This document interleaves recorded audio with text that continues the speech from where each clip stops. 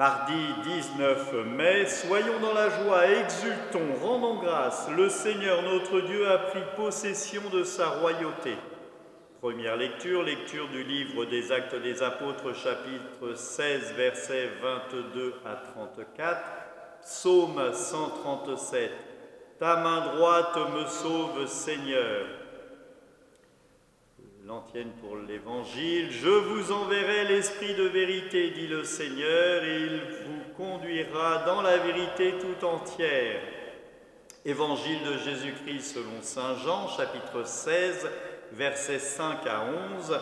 En ce temps-là, Jésus disait à ses disciples, « Je m'en vais maintenant d'auprès de celui qui m'a envoyé, et aucun de vous ne me demande où tu vas. Mais parce que je vous dis cela, la tristesse remplit votre cœur.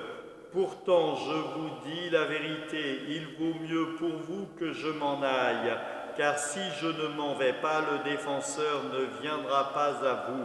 Mais si je pars, je vous l'enverrai.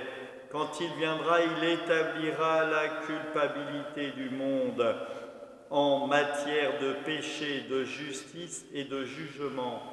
En matière de péché, puisqu'on ne croit pas en moi, en matière de justice, puisque je m'en vais auprès du Père, et vous ne me verrez plus, en matière de jugement, puisque déjà le prince de ce monde est jugé.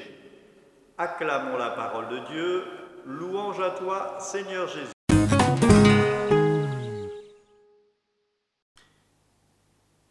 Nous sommes dans ces lectures, des lectures suivies, et à la fois pour le livre des Actes et à la fois pour l'Évangile. Le livre des Actes, eh bien là, il y a encore une controverse avec les Juifs. Paul est enfermé avec Silas en prison.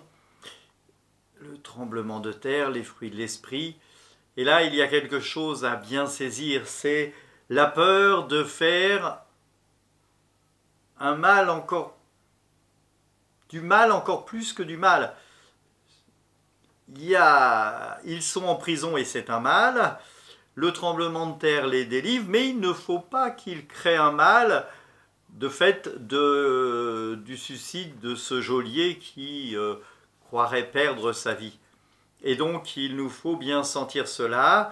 Paul ne veut pas surenchérir le mal, et donc il rassure cet homme avant même de se sauver comme l'aurait fait tout un chacun.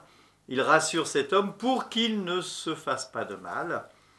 Et voyant cela et voyant les fruits de l'esprit présents, eh bien cet homme va se convertir et il va se baptiser, crois-tu, en la maison. L'évangile, se faire baptiser, l'évangile, eh bien c'est toujours cet évangile de l'annonce de l'Esprit Saint. Il y a peut-être quelque chose qu'il faut bien préciser.